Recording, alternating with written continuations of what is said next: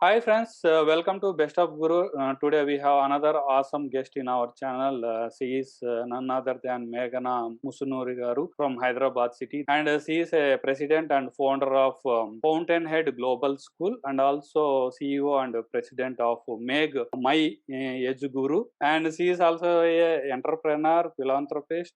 She is a lake reviver. Should know more about Meghana Garu in her own voice and words. Thank you, Meghna ji, for coming to Best of Guru. How are you? Hello, everyone. I'm fine, Andy. Thank you so much for having me today on your show. Gives me a great pleasure again, trying to share a little bit about me and my work with your audience. Hope there are some takeaways from this conversation with you today. First of all, I should thank you to you because you are a very busy person and you are attending so many webinars and all. I am seeing your Facebook and other social handles. You are not getting any time, but thank you for giving me this opportunity to take you on this channel. And please tell something about you, madam. Basically, I'm just a simple woman of proud India. I can say that. I was born and brought up in Telangana and raised by my grandparents. I saw this world through their eyes, I can say that, as a child. I pretty much grew up here and I got married and then I moved to London. I learned all about children, child psychology, and everything in London and then worked there, volunteered there, understood the world at large, I can say that. And again, once I had my daughters and all, then I planned to move back to India because I always wanted to, while I was growing up, I was raised by my grandparents who were freedom fighters. So they would always say, no matter wherever you go for exposure to study or to work or, live, but come back and do something for your country, because they always would say that, this freedom that you breathe today is a sacrifice of so many people, generations together. At least like 3 to 4 generations, if you work for the country, the next generation won't be able, won't have that inferiority anymore, is what my grandparents always used to tell me. I think that rooted very deep in my thoughts while I was growing up. And one of the main reasons for me to come back to India is I don't want to teach my children empathy through books. I wanted them to experience it. So that's why we moved back to India. And it's been 21 years that I've been part of education. And I've been working in this field where I'm quite passionate about. So, right from 2-year-old to 22-year-old, I keep mentoring children and young adults, let it be for their career paths or for education or what is that they can look up for life. Sometimes, because it's such a competitive world, they forget how to find that fulfillment zone, where they're both happy and successful. This is where I come in as a counselor. And yes, I run a school called Fountainhead Global School, and we're starting with a junior college for 11th and 12th intermediate board. It's one of its kind where students will get a lot of exposure. The reason behind starting this college is because, as you rightly mentioned, before that, I also had this other organization called My Edu Guru, which is mostly into mentoring students from their 9th class, the secondary school students, to place them abroad for their undergrad study. Most of my students, we have 100% placements, and most of them go to the world's best universities. Every time, people would come up to me and ask me, anyways, you run the school, why don't you extend it so that we don't have to look for other places, because the way you build the profile is amazing and my children learned a lot. So I did a 3-year study about education system and all. Yes, with NEP 2020, there's a lot of things which are going to change now at the national level. CBSE is and ISC are going to see a huge change in their system. But when it comes to especially Telangana and AP, the Telugu states students, most of them, majority of them go to intermediate. They opt for intermediate because, there's a because of the math skills that they can learn from, or analytical skills that they can learn from here are going to help them crack many of these competitive exams. So, but then whenever I get to meet a student from the intermediate board, because I mentor students from all different boards, I come across international boards, international curriculum students. I come across national curriculum students and also state board students. We give in state board we give more importance to the subjects, not to the languages or communication. For children to have that successful life and to be able to express, communication plays a major role. For which communication is not always like speaking in English, or communication is not always like writing a lot of essays in English. It's all about, it's your expression. Whether are you able to express your thoughts well to the other person or not plays a major role in every part of their life. Let it be right from building a relationship with another person, or looking at a career opportunities, or like moving ahead in life in general. So I feel that is something which is needed, or the need of the hour for this generation. And it's important for Generation Z, this age students, to help them understand why they learn what they're learning, because that plays a major role. Because I don't want children to choose careers by chance. I want them to choose careers by choice. Because I come across even those people who like finish their education, they must have worked for 2 to 3 years, and then they still come to me and say that I don't think this is what I really wanted to do, which is absolutely fine that they realize. But then that guilt that they have, like oh, I wasted so many years without even knowing what I wanted to do in life. I don't want that. Time is one thing I strongly feel is can't be recycled. So that is something where I feel we should be able to guide these youngsters right from a very young age, so that they don't have to choose anything by chance. Because the system currently, what we have intermediate board, is like you write all these exams, whatever thing that you get picked, you have no other choice but get into that. But ultimately, is your skill set ready to accept that those changes? Are you ready to take that up and mold that into your career and all? There are a lot of gaps up there. So there's so many examples that I can quote, but this is the reality. So that's the reason why I thought let's make that difference in education. Because education for me is it should be empowering. It should be able to help the child to be able to face the world. It should be able to help them face the challenges. That is only possible when both the parents and the schools or and the colleges are working on the same platform. Because most of the time, yes, we all want to give our children an amazing future, but I strongly feel that the child should be gone through that grind. Then only they will be able to appreciate anything or everything in life. When you say that, oh, I don't want my child to have those hardships or go through any hardships, because that is the way that you or I learned. Going through a hardship is the way that we learned. Why is it we don't want to do that for our children? Why is it we want them to be so dependent on us for everything? Because one thing that as grown-ups we have to realize is that we are not going to be around forever like mountains or rocks. The children have to become independent one day or the other, right? So it is our duty to make them independent.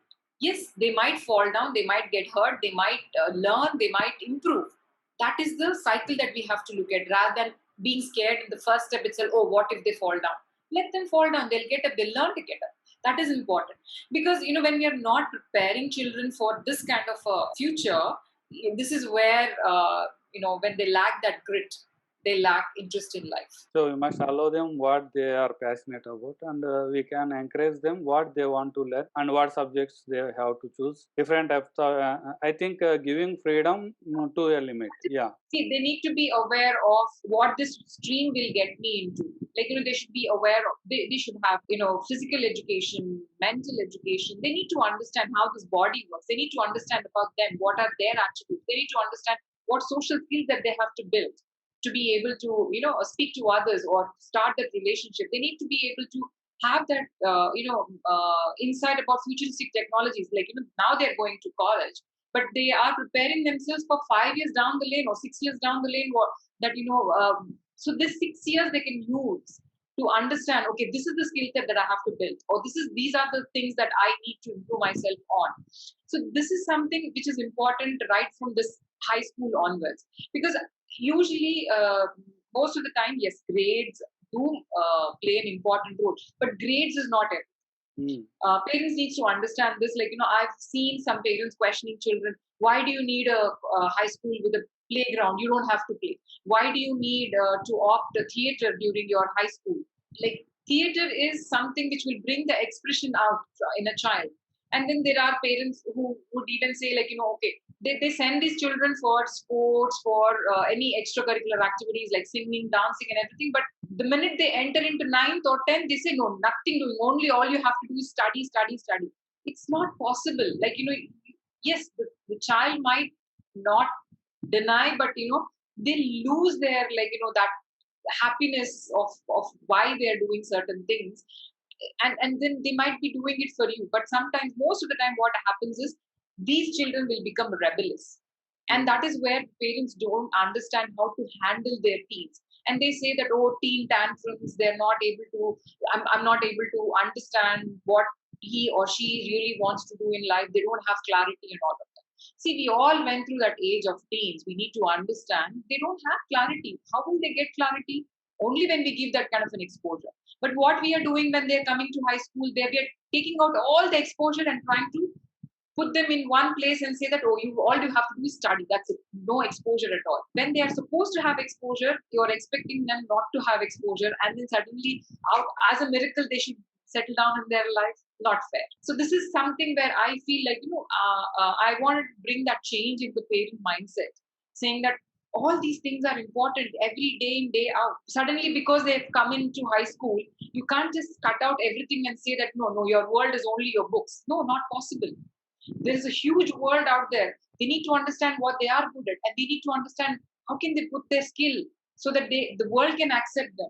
So how do they understand? Not by somebody telling them you're good at this. They need to understand by doing things so they get kind of confidence saying, yes, I am good at this. I'm learning. Yes, I at least attempted. It's okay. I failed.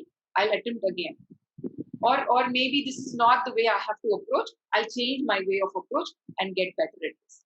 This is the way that I want this generation to look forward, to build their careers or their life. Here, I want to share my personal experience. Most of my cousins are engineer. My father has 5 brothers. All their children are engineers only, except me. I studied BPC forcefully because I have to do either engineering or doctor those times. 10, 15 years back. So I don't have any choice, either I have to take MPC or BPC. If I am not taking, I am going for either CEC or some other subjects. So what I thought means, let me try MBBS, which is practically not possible. But nobody is there to guide me because my father is a forest officer and he used to wander in forest most of the time. My mother is almost 6th to 7th class students. He doesn't know. So we used to stay in villages or small towns in forest quarters. So what I did, I took my BPC. I failed in chemistry in first year, but I failed by 1 mark only. But at that time, I motivated myself, and I have passed my chemistry in the instant exams. Their instant exams were there in that time. So after that, what I thought, it is not going to be done. Okay, I changed to BCom. So to do chartered accountancy. So chartered accountancy is the third preference there after engineering, and I went to Madras those time and fell from a running bus and then came back and I did my MBA marketing because I am passionate about marketing and doing some new connections, building new people. So what I am going to say is, nowadays students are doing suicides if they are failing or if they are not even getting first rank or some ranks. That is sad, and I have seen somewhere that you have given some tips for that also. So what type of mentality these 13 to 17 people will be going through nowadays, and how you will motivate them? That's a very good question. Thanks that you asked, because you yourself tried many areas. You failed, and then you learned from it, because you had that grit, saying that okay, it's okay if I fail here. I'll try my hand in the other areas and all, because the options, you had that grit in you. But unfortunately, not every child is prepared in such a way. There's so much of pressure from the parents on children, because these days most of the parents wanted the trophy children. They wanted to showcase, this is my child, or this is my child who's done this. But not necessary. When you accept the child as a whole, with their, not just the successes but also own up their failures, that is when we are preparing the children for life. So that is when they learn how to be, how to face failures and how to overcome that, or how to, even if they fall, they learn how can they stand up. And failing is not bad. See, problem with our generation while we were studying was, some, we had these hierarchies, okay, BPC is for the most brainiest, next comes the MPC, then commerce, and then the humanities. But that is not the case anymore. As long as the child is passionate about something, there are amazing people in different fields. You look into it, let it be MF Hussain in painting, or let it be people like Kohli, or Sachin Tendulkar in sports. Let it be people from the political background who are doing amazingly well. So there are so many unconventional careers also, which people take up these days, not necessarily like becoming an engineer or a doctor. In spite of pushing everybody in that particular direction, also there are so many vacancies today, because in dearth of the skill set, because they only have state degree, but they don't have the skill set to be able to do it.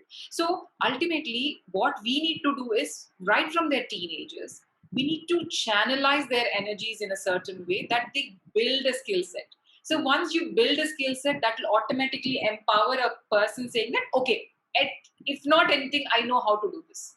If not anything, I tried all these things. At least I have some knowledge in these areas. That is the confidence that we need to be giving those children at that particular age. Sometimes we ourselves criticize somebody saying no, oh, that is a small job, especially comparisons. I know a lot of parents telling their children, if you don't study well, you become a sweeper on the road, or they try to belittle the children, saying that that is a bad thing to do. So they end up not even learning how to clean their own room, because I think that is something very degraded for a child to learn. Oh, cleaning is part of life. So you don't have to belittle people who are cleaning the roads. You don't have to belittle your child saying that you will become so and so. You can say that, yes, the more you build on your life skills, the better you will be able to handle your life, the better you will be able to face life. That is the mindset that we need to initiate right from the beginning. Let them learn to do things on their own. Even today, I see a lot of parents saying that, no, I don't want to teach my child how to cook. No, I don't want to teach my child how to, be on their own. Let them earn a lot of money, and then they will find people or robots doing these things for them. See, that is the mindset when people grow up with. That means you're not preparing them for life. You are just making them so dependent on either you or somebody. That is not going to work.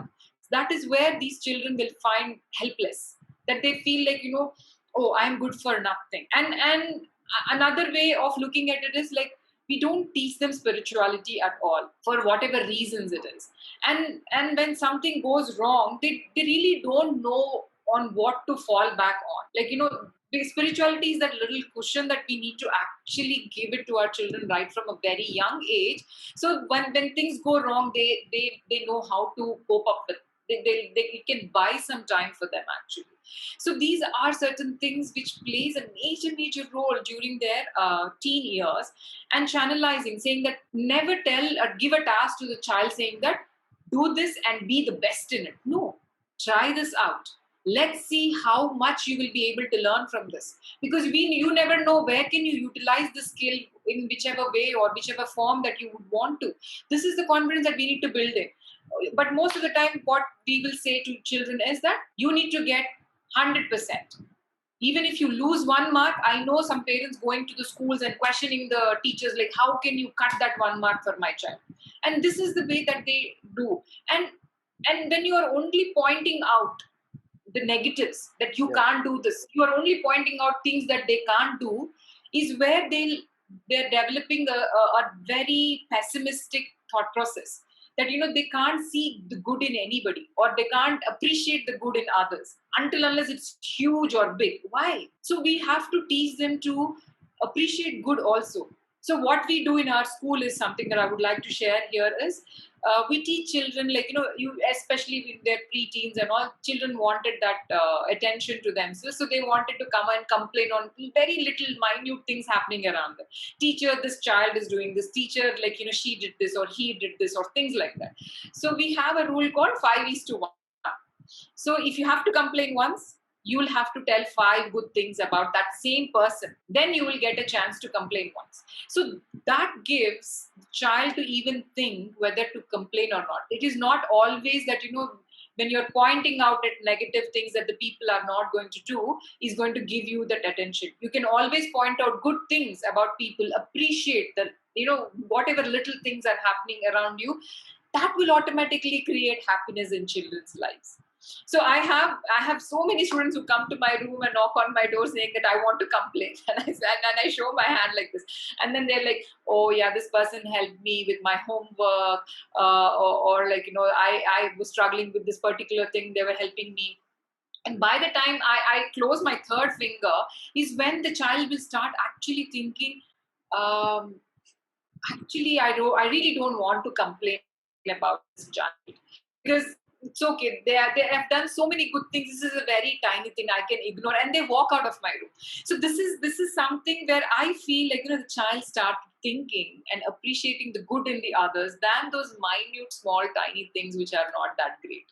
Where are they picking up these things from us as adults? When we are not appreciating small things that the child is doing, but we are focusing more on those little things that they are not able to do, they think this is how we have to look at things, or this is how we have to look at life as well. That is where they are finding it so difficult to find happiness. But ultimately, what matters for every human being, every soul, is that journey for towards that happiness. Most of the people, I even feel bad when they miss out on that time, or on that little thing where that happiness occurred, but they forgot to acknowledge that happiness. Yeah. And the moment passes, and then later on they think, oh, that was such a happy moment, why is that I couldn't enjoy that moment? This is the mindset lot of us as grown-ups Yeah, we face. We don't even I live heard in, that. yeah, we don't live in that moment. So this is where I find it very sad that you are not able to enjoy those moments of, like those happy moments when. Madam, this pandemic, Corona, has made me to recollect my olden school days, college days, which I never actually remembered. Now I am remembering everything. I'm enjoying myself, and also I am doing these interviews also to make myself positive to Nice. do such a positive people like you. There is a saying that in Telugu, Talli, Tandri, Guru, Daivam. So after parents, teacher is the second best part for every student who can nurture them in good or bad, whatever may be. But what I like about Meghana ji is that everybody can teach students skill or their topics, whatever may be the subjects. But you have done one great thing, that you involved your children in that lake revival program of Midi Kunta in Hyderabad. So how did that topic, that thing come into your mind? How you are able to add children in that? Because children are not interested in these activities. Giving them environmental knowledge is very important nowadays. Right, right. Yeah, Um, please elaborate. Thank you. So Medikunta Lake is a 15.5 acre lake in Mia. It's like one of those city lakes which has been neglected, and sewage, all the medical waste, all the construction waste, everything was dumped into it, and it's in a very bad condition. So how did it start was a very good story I can actually share with, because usually every year we teach children about, like no matter however small you are, however young you are, you're still capable of helping another person. This is something that we teach children through practice. So what do we do to help child to understand this is we run something called setting up shops. So our students, they make whatever they can, and they set up shops during that. Every August 15, we have something called setting up shops, where they invite their, all the parents to the school. So they come, and then they all these parents, they buy these things from children, and whatever money that they collect, they use it for one or the other social cause every year. It's not that only we did this last year. From last 10 years, we've adopted more than 10 10 orphanages, old age homes. They do drives for reducing plastic usage, one-time plastic usage. They do drives for all the arts, like, recycle, reuse, reduce, and things like that. One day I was just teaching them about their rights, children's rights. So I was telling them, like, it's important that you know all your rights and your voice matters. Then they were wondering, like, usually because they're always, overshadowed by all the grown-ups. Like, okay, because I am a grown-up, I know everything, you're still a child, you just keep quiet or something like that. They have their, expression sometimes crubbed by the grown-ups, saying that, okay, I know everything, not you don't know much. So I was just giving them those insights, and I was just telling them, like, do you know who these lakes and rivers and mountains, all these things belong to? The younger one said God. The little older one said government. I said, did you ever realize they belong to future generation? That is you. They're all for you. Yeah. Nobody. It doesn't belong to Yes, one for person. them and their children. Yeah, and they'll have to pass it on to their children too. So I was just trying to give them, and then I told them, like, how you can actually raise your concerns. If you see, like, somebody, how you can stop it, because that lake doesn't belong to anybody but you as future generation. How you can stand up and raise your voice in certain areas. So they were like, oh really? Because it was a shocker for them to listen to that, saying that, okay, all these lakes, rivers, forests, they all belong to us. Then children started expressing, oh, I always thought that, everything belongs to my mom and my dad. I never knew that something is in store for me too. So that ownership has started from the children. So then they said, let us go to a forest. I said, forest is really far from here, and it's a long trip for the children, for me to take the children there, and I don't think parents would appreciate that. Yeah, because we don't have risky also. we don't have a forest range which is where you have somebody accompanying you, and taking children up there is a risk. So they said, let's go to the river. I said, that is also equally far away. Then they said, okay, let's find a lake. I said, okay, let's find a lake, and we'll go to the lake. And when I was looking at lakes on the Google map, I found there are a lot of lakes nearby, which it says. So I figured out how to find the close by the nearest lake to the school. Trust me, there was no path to the lake. It was in a very, very bad condition. And I figured out, like, I took help from somebody, a few of the maids who usually come from that particular direction, how to actually go there. So they climb some broken walls, they go through sewage to actually go to that lake, through that lake actually. So when I went there, I was horrified, because I don't say I have issues with dirt, but I was never put in that kind of a situation before myself, that I had to deal with a lot of dirt myself. So I only clicked pictures, and there was a lot of dengue on the rise during that time. So I said, I can't risk taking children to this particular lake because it's so shabby. Mm-hmm. So I only could show them pictures. I'm so sorry, children. I went to a particular lake, which is the closest to the school, but this is in this condition. Then suddenly our children started feeling so bad. Oh, how can they do this to our lake? This belongs to them right now. This lake belongs to them. So they were like super disappointed. How can anybody do this thing to our lake? Because for them, lake is like, that the nice, happy water body with a lot of, lotus in and around. Because this is what the books depicts, or this is what the videos show how a lake looks like, right? So children were super disappointed, thinking that, I think in reality they should have got shock. When it was not matching the reality, then they said, no. Every year we raise money for one or the other thing, right? We will now adopt this lake. I said, oh, for adopting a lake, it's a long procedure. Then I thought, why not teach them this long procedure? So I involved them in every aspect of this, like, taking them, like drafting a permission letter, taking them to the zonal commissioner's office, GHMC office, the local police station, the local politician's office, trying to help them understand, what is the process and procedure. Because it is equally important for children to know citizenship rules as well. If they want to get something done, what is the way forward, or how should they proceed forward, is something that I wanted to teach children.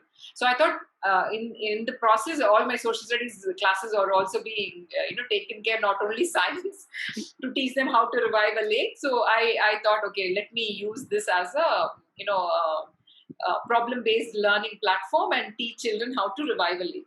So when we went to the zonal commissioner's office, she was surprised, when children came, said that, we wanted to adopt this lake. She asked, do you know how to revive a lake? They said, yeah, in my science book, this is how it is being done. And they were telling whatever they learned from their books. She was like, but practically it is not very. They said, no, it's okay. We are going to take this challenge. I know it's going to take about 2 to 3 years to actually rejuvenate the lake. We are in for it. So finally, they got permissions and all of that. So I was involving them at every step. They even had to face a criticism from the locals saying that, they are encroaching the lake. Oh. That is the saddest part. Yeah, actually, many of the lakes have been encroached, and many buildings have been put in Nizampet also. There was these are children, right? They went around the entire neighborhood inviting them for a tea party to come by, and whoever had come, they requested them, see, we can't even walk to this particular place. We had to put boulders on that particular day to even take some of the high school students there. So they sent a message saying that, see, we can't even have a cup of tea by the lake, right? So you please join hands with us. Next year, this time we can all have a beautiful lake in our neighborhood. This was a message which was given. But what happened? There was some communication gap.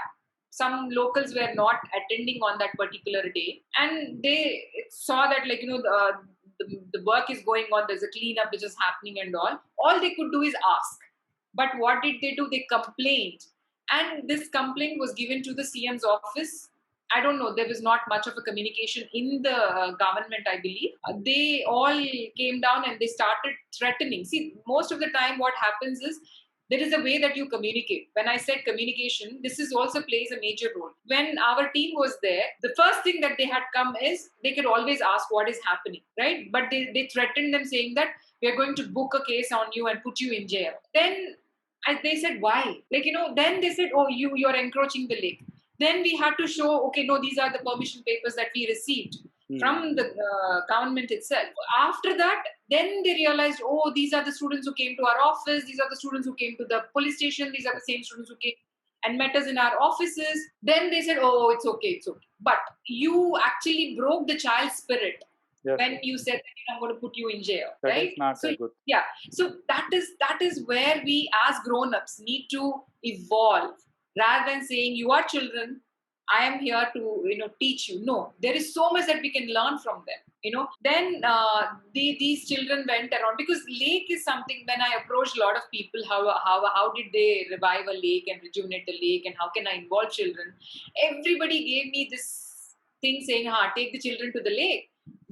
Do a cleanup drive. We mess up the lake, and it is in such a shabby condition, you can't even stand the stink of the lake, and you expect these tiny tots go to the lake and clean your shit. I feel so bad for that. I said, no, at least our students are not going to do that. We will use machinery, we will use help from somewhere else, but these children are not putting their hands in that dirty lake. But what did I do is, I told them, awareness is the key for anything. So we went around, started building those awareness in and around the area, where children are talking about how to live plastic free, how to celebrate organic festivals. They say that, we don't want this huge, dhamaka thing happening around us.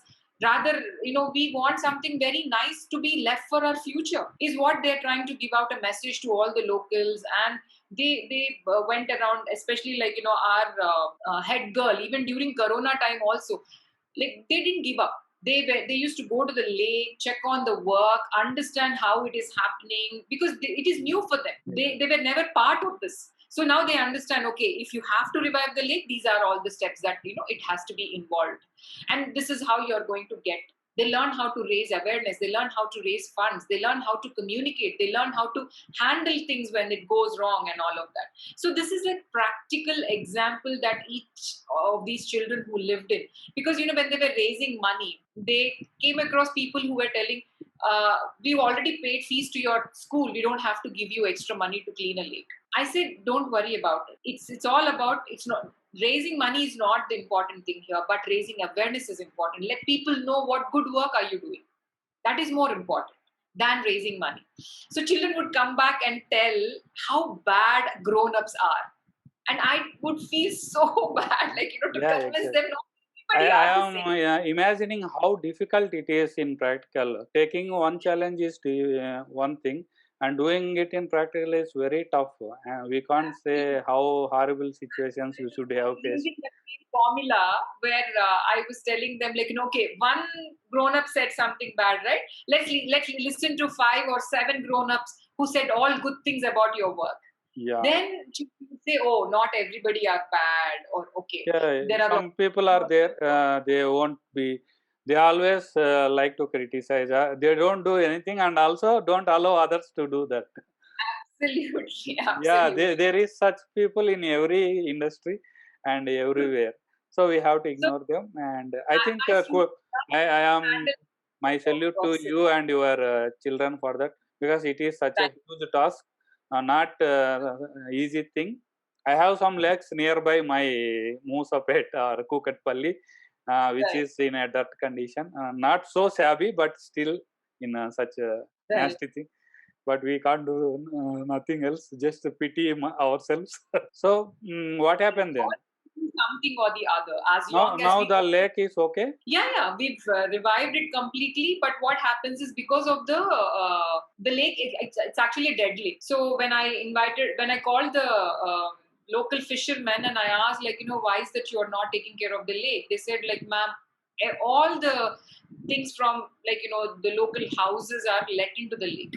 Oh, All the dirt. It's not just planted. the soil. It's like, the chemicals that we use for cleaning the house, for cleaning the dishes, everything, all these are let into the lake, where it will kill the oxygen levels in the water, and the habitat is gone. The Mhm. fishes can't survive, no bees around, no birds come by, so it becomes a dead lake, right? So it's going to take a lot of time for us to, like, rejuvenate it back to its original condition. So now we were able to divert all the things. We were able to create a social bund around the lake, and it's like, we cleared all this hyacinth and all these things which grow in the lake, and we increase the capacity of the lake. So that way we will be able to store more rainwater during the rainy season, and that could recharge all the bore wells in and around the area. So now we are planning,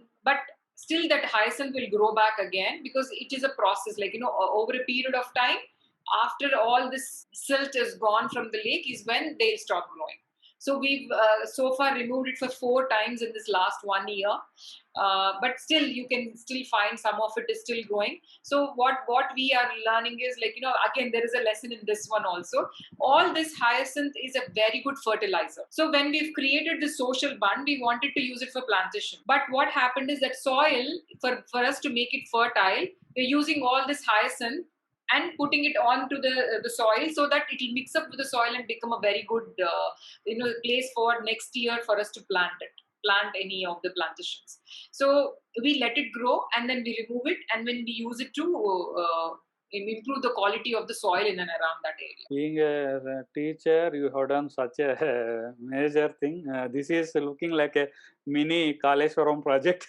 If politicians are seeing this video, I request them that each and every MLA, MP, mayor, whoever may be, should take at least their area to be clean, so that we can see beautiful Hyderabad again. Our Uh, students have got a lot of support from the local MLA also, because there are a lot of people who were Yeah, threatening. each area. See, for you, Yeah, you are lucky enough that you got a good MLA, good collector supported you, but not everybody like that in whole city. Around we right. have so many lakes, and even Moosi River also. Thanks to Yeah, KCR, sometime I think now they are doing something to that. They are absolutely. making, but it is a tough job because it is in the center of city. So Right. hopefully we can see a better city in I think, future. yeah, because we all should own it up. Yeah, Our way of everybody should take. See, even everybody. people as an individual, everyone should cooperate with the politicians. The politicians should support, Because also government is doing it, but educate us only. people also. Yeah, they have to educate Government people that is done by we are us. not, We we can are do it then. doing it for your sake. Okay. It is a tough time. Coming to almost, I think we have covered everything about your school and all. A little bit personal thing. I heard something about in the culinary lounge, that is TCL, that you are not cooking for 18 years after marriage. So is it true, madam? I was shocked. I am saluting your husband through this video. He is such a great person who No, survived 18 years without his wife's food. that was 2 years ago. Now it's 20 years, I should say. Yes. And see, again, I was one of those, child who was raised by both by the parents thinking that cooking is not important in life. Having a career is important. Exactly. But luckily, I found a life partner who doesn't feel that cooking should be done only by the ladies. That he is passionate about cooking, so I help him. So it is that we cook together, but I don't know the recipes and all, so I just help him with a little bit of cutting and things like that. But yeah, this is what happens when you don't grow up thinking it is important. So I never got a hang of it, even though as when my children were quite young, I used to make their food, but only to that level. But I never knew anything beyond that. So even if I have to make anything, I have to take his help. I can't do it on my own. So these are certain things. I see areas where I should be able to improve. So yeah. So my younger daughter, she's a chef. Actually, she cooks and she runs her own place. She was invited to the TCL. So there they were asking, like, okay, who's going to cook in your house? So I had to reveal, yes, You are I so don't. lucky that you have a chef I don't. in the form of your husband. So very less women will get that chance. Right. You are privileged for that. And finally, what is your education and hobbies, madam ji? I did my computer science graduation, and I did my child psychology, and I learned neurosciences. So I keep learning things in every way wherever it. I mean, I'm an education graduate as well, and whatever is important for my students today is what I keep learning. I my hobbies, I have. I'm more a doer actually than saying about myself. I like to do things. So even if you look at the lake revival or any of these things that I wanted to bring into children's life, I'm more a doer. So before even preaching it to somebody, I would like to do it myself than saying so.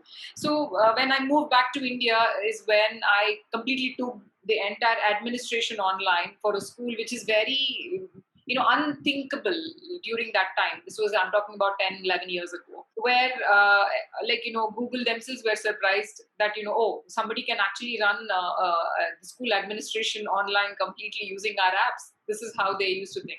We when they asked, when they made me the Hyderabad champion for Google Women Entrepreneurs on the Web for Hyderabad, they asked me, is there something that we can help you with? I felt like the modern god is asking, what boost do you want? Said we need a platform to create for education, where we can share good practices amongst the schools, and where the teachers should be able to, because we were using Hangout to invite people to come and speak to our students at the school.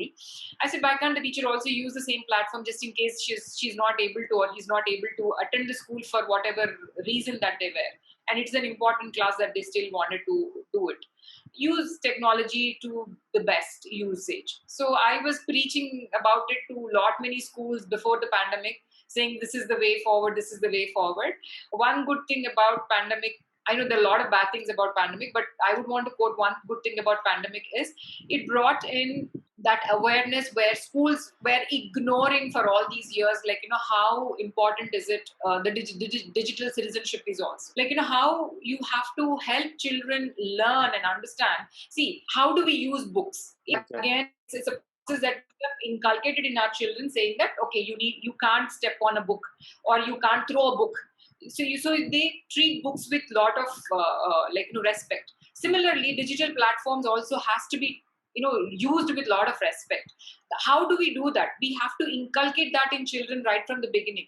They can't just use it or say anything there. Or why do you think all this trolling happens online, or why do you think we feel so unsafe about online platform? Is because nobody taught the generation how carefully that they have to use that particular platform. So this is where I feel it's very important, that for all of us to be aware of this particular platform, not ignore it, because this is the way forward, and help our children to be safe again on it. So how do you create that environment, a safer environment online, is very important. And I'm so glad that schools were able to actually create a safer environment to help children learn. So this is one good thing that I feel that has happened. Otherwise, I can only imagine, when if there is no technology and if the schools couldn't adapt, what would be the situation of those children? Like, the entire more than 1+ year went by without the child attending their physical Almost, school. I think now also situation is not good. Maybe Okay. another 6 months it may take. It seems like. Absolutely. So this is where I feel it's very important for us to be futuristic. So I'm more a doer. So I learned it, I do it, and then I take it to people, saying that why don't you also try it out? So this is something where I feel I'm passionate about, and I appreciate anything new, anything which is helping lot of people. I appreciate new technology. I appreciate innovations. I appreciate design thinking, I should say that. Yeah. So good to know about you, more about you, because in these are new things for me. There is nothing in your social handle which you have said here. Thank you so much, madam. And people, if you want to meet Meghana ji, you can do so. I will share all her social handle links in my description of this video. And please follow her, and you can directly get in touch with her regarding your child's skills or whatever you want. And she will also guide you on how to pass examinations with skills and all. Thank you, Meghana ji. I think I have taken a lot of your time already. Thanks for coming to our channel. Have a nice day. It's a pleasure. Thank you. Thank you. Thank you so much. Yeah. Simple. If anybody wants to reach out to me, Google me out with my full name, and you know where to reach me. Sure, sure. Take her. And all the for your good work. Thank you so much for bringing everybody's stories like this to a lot of viewers. This also is a way where you can inspire or people to understand. For example, somebody who's come from a small village like me, is able to do all these things. I'm sure everybody are capable much more than what I. So take Meghana ji as your inspiration, because she came from a small village and now she has been grown to an entrepreneur, woman entrepreneur, because see, a lot of men are not encouraging women nowadays, but she has been so powerful in our city, one of the top women entrepreneurs in Hyderabad. So that's it, guys. Thanks for watching, and thanks Meghana ji again. And I hope and wish you good health and success in this year. Thank you, and same to you too. Thank you.